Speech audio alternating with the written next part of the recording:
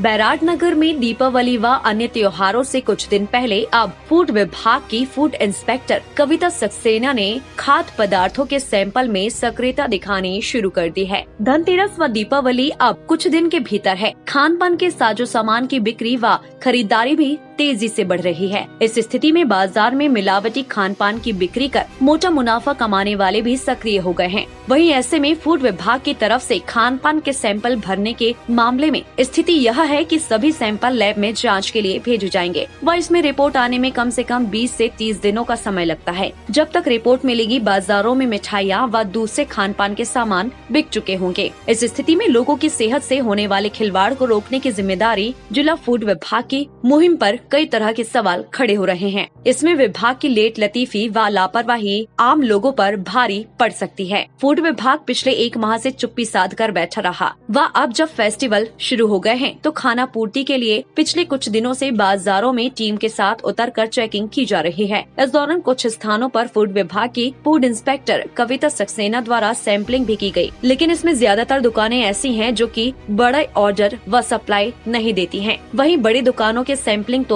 बिल्कुल भी नहीं की गई। आज फूड विभाग की टीम ने बैराट नगर के बाजार में चेकिंग की। इस दौरान बाजार में स्थित बड़ी कुछ छोटी छोटी दूध डेयरी हलवाई की दुकानों पर केवल चेकिंग एवं सैंपलों के नाम पर खाना पूर्ति की गई। अपन ने 3 प्रतिष्ठानों से 2 डेयरी से एक घी का सैंपल लिया है, भोलेनाथ दूध डेयरी से, एक सुरेश डेयरी से दूध का सैंपल लिया है और इसके बाद एक किराना के प्रकार सरसों का तेल का सैंपल लिया गया है उस सौरभ किराना से। और आगे भी निरंतर रहेगी कार्रवाई चालू, आगे चलती रहेगी। अब ये सैंपल भेजे जाएंगे प्रयोगशाला में जांच हेतु और वहाँ से जो रिपोर्ट आएगी उसके आधार पर आगे वैधानिक कार्रवाई की जाएगी। टाइम 8 मध्य प्रदेश के लिए बैराट से माखन सिंह धाकड़ की रिपोर्ट।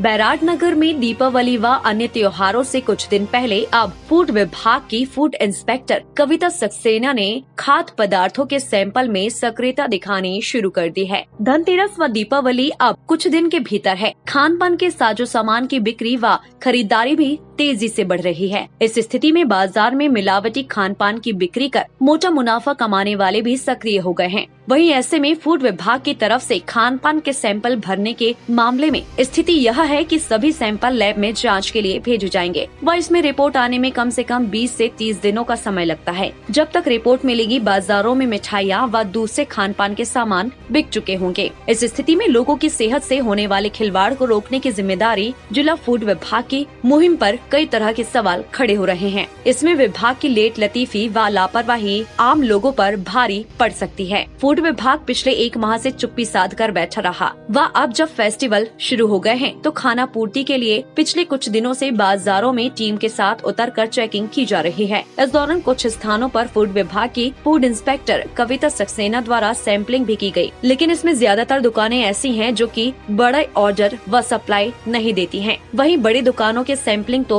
बिल्कुल भी नहीं की गई। आज फूड विभाग की टीम ने बैराट नगर के बाजार में चेकिंग की। इस दौरान बाजार में स्थित बड़ी कुछ छोटी छोटी दूध डेयरी हलवाई की दुकानों पर केवल चेकिंग एवं सैंपलों के नाम पर खाना पूर्ति की गई।